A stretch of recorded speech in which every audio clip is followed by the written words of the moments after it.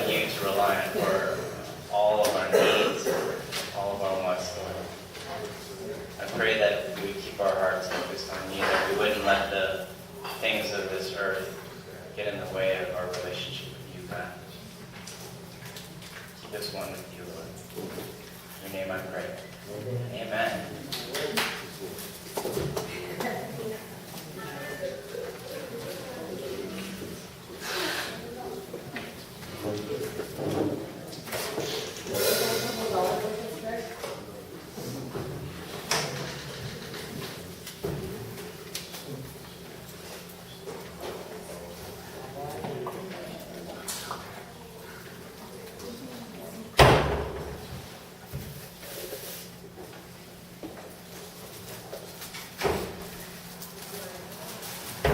Well, good morning. Good morning. Happy Sabbath. My name is Ted. For those of you that I haven't had a chance to meet or get acquainted with yet, you could call this a TED Talk. Let's do that. Because who knows? It may end up being short, and there may be several topics that are completely off base. Who knows what God's doing this morning? So, it's an interesting time of year, isn't it? It's the first weekend of the new year, right? Just starting a new year. We seem to make a really big deal about this. You know, you stay up really late the night before, and then New Year's Eve, and all of a sudden, you know, you have this huge celebration for what? What happens the next day? Are you a different person the next day? I'm the same person the next day. But yet it's as if something could have dramatically changed the next day when we celebrate that. And I kind of have to chuckle when I watch how I celebrate and what we do as a culture, because it's kind of strange. Well, have you ever found yourself thinking, boy, this year is going to be different. I'm going to be able to press reset and start all over, and I'm going to do this, and I'm going to do that, and I'm going to be skinnier by this time a year from now. And of course, all the consumers out there are they're every billboard and commercial and advertisement. It's like exercise equipment, diet. It's there. It's pushing you. It's pushing you to think in a certain direction, right? Well, I think it's kind of silly, personally, because if I'm not going to be motivated in May, what's going to make me more motivated in January? The desire's got to be somewhere else, right? But I'm not here to talk about exercise and those things. But what I do want to talk about is other things, other aspects of our life. And as I was thinking,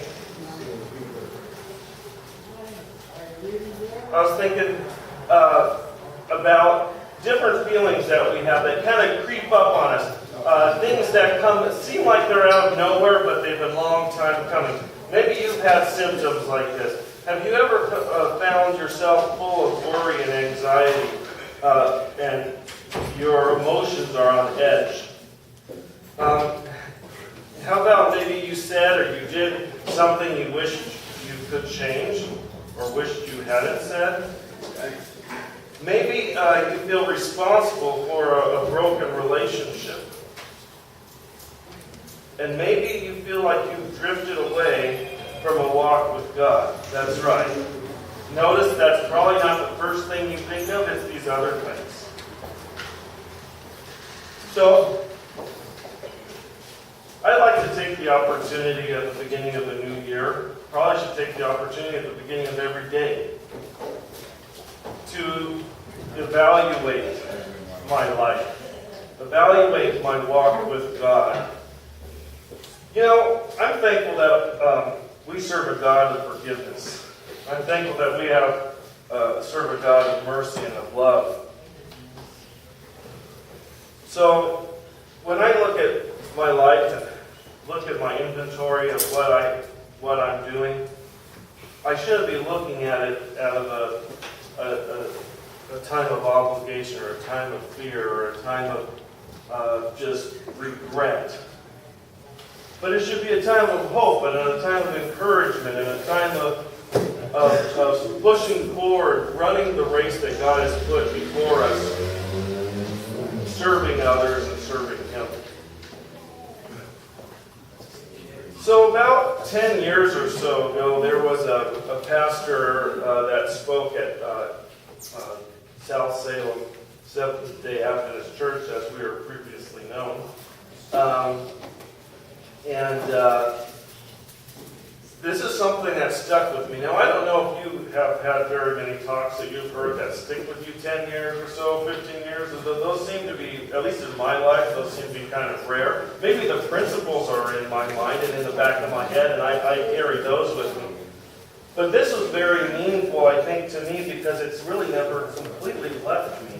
And that is putting God first in my life is easiest to remember when I think of the word first. F-I-R-S-T.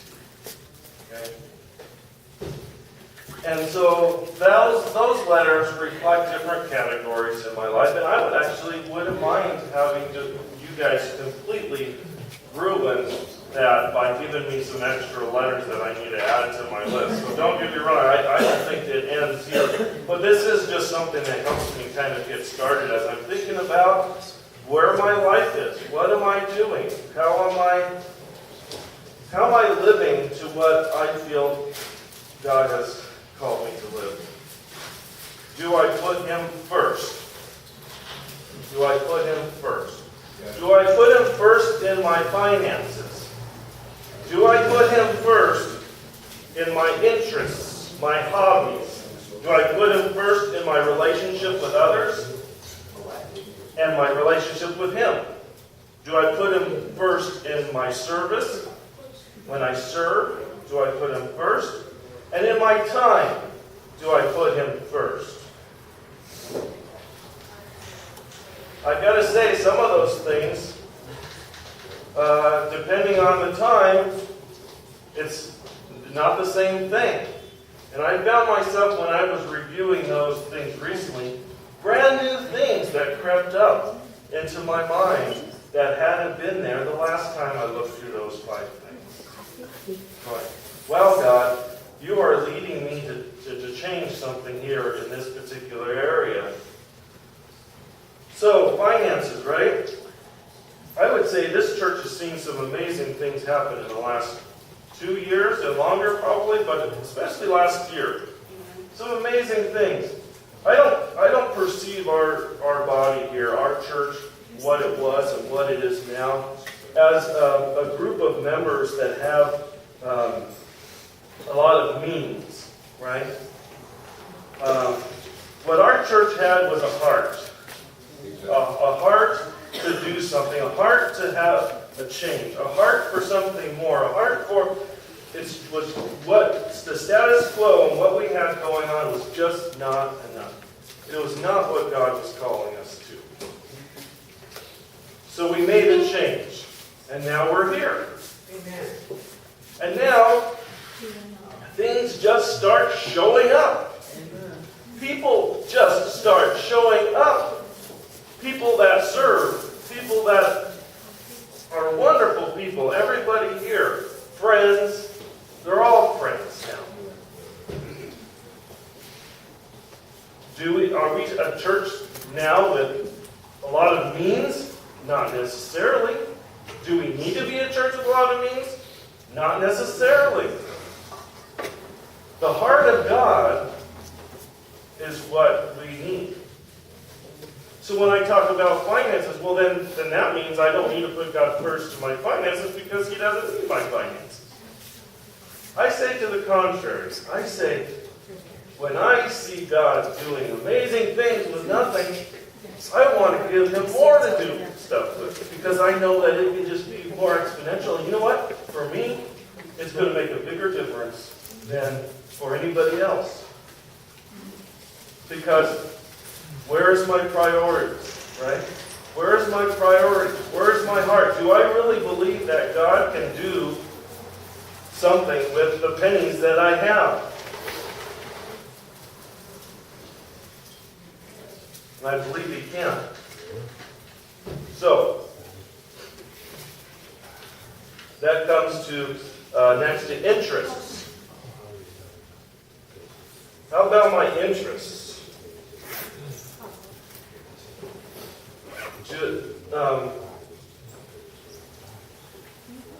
Is God first in my interests? Is He first in my hobbies?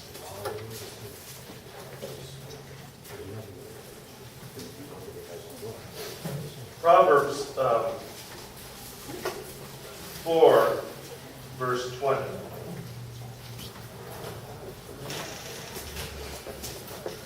Verse 20. Pay attention, my children, to what I say. Listen carefully. Don't lose sight of my words. Let them penetrate deep within your heart, for they bring light and radiant health to anyone who discovers their meaning. Above all else, guard your heart, for it affects everything you do. Avoid all perverse talk. Stay far from corrupt speech. Look straight ahead. Fix your eyes on what lies before you. Mark out a straight path for your feet. Then stick to the path and stay safe. Don't get sidetracked. Keep your feet from following evil.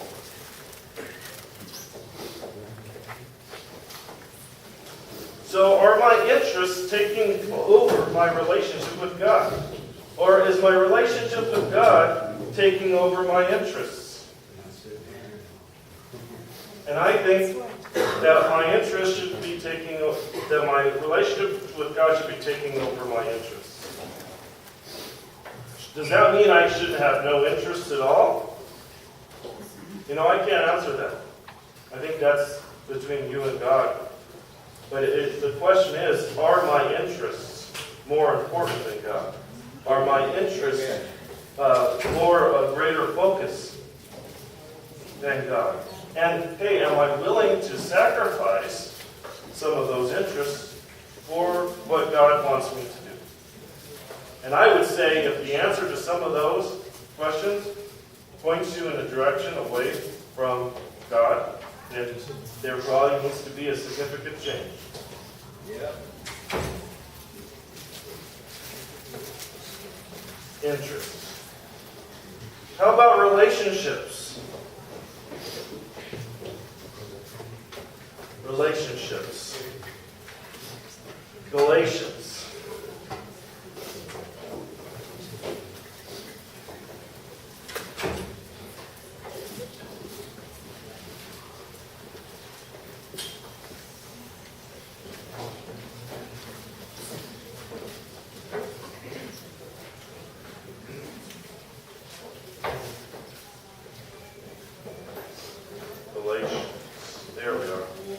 Galatians 6:14 and 15 says, "As for me, God forbid that I should boast about anything except the cross of our Lord Jesus Christ. Because of that cross, my interest in this world would die long ago.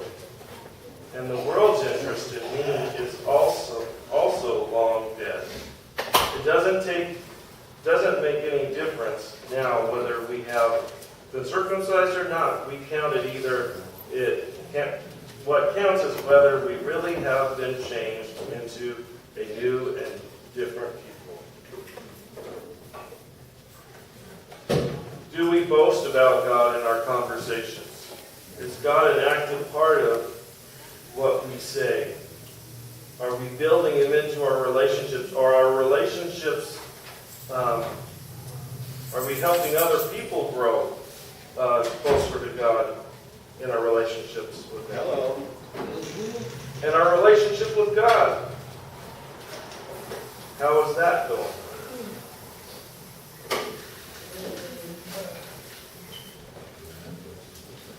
So, here's an example of some speech, because when we think about our relationships, we think about our words that we use. And here are some categories of words that I found very interesting, and I need to kind of keep them in my mind as I press forward in my journey. kinds of speech, right? There's speech that is motivated by Satan, and there's speech that is motivated by God. I think that's all there is to it. It's one or the other. And I want to have speech that is motivated by God. I hate to think I have anything in my life that's motivated by Satan.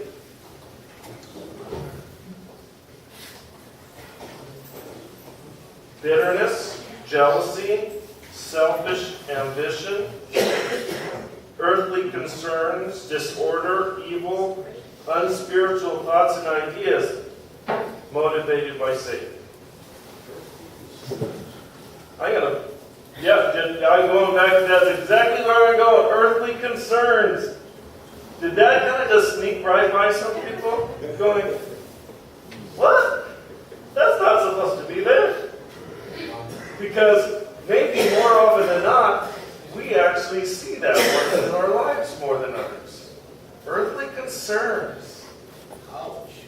Yeah, thank you. That's it. Ouch is right. I felt that. I felt it. But it's not, that is not God. That's not motivated by His wisdom. That is motivated by Satan. Actually, this is motivated by redemption. You know what I'm saying? Everything, there's a redeemable process right here. You know what I'm saying? God didn't make entity just to put entity where entity don't go. God said there's definitions and purposes for the outcomes and the overall behavior. How come He put a lying spirit in the mouth of His prophets? How come? You know what I'm saying? How come Satan gets to roam through, you know what I'm saying? Walk. Carry this world. Yeah. Understand? Carry this world. That's Yes. how. Thank you for sharing. Thank you. But as far as the speech motivated by God, we look at purity, peace, consideration for others, submission, mercy, sincerity, impartiality, and goodness. Those are all motivated by God and His wisdom, right? So, how about service? How are we doing in service? Say, oh, well, I go and I do this, and I go and I do that, and I'm always serving. That's the gift that God's given me. I serve. Well, why are you serving? Is God in that relationship of serving? Is He in that activity that you're serving? Or are you finding yourself falling into concerns and stress and worry in your service? Because if you are, you're not serving in a way where God is first in that serving. Amen.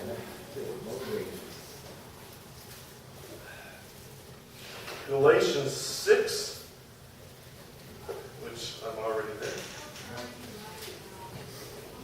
6:2-10 says, share each other's problems, and in this way obey the law of Christ. If you think you are too important to help someone in need, you are only fooling yourself. You are really nobody.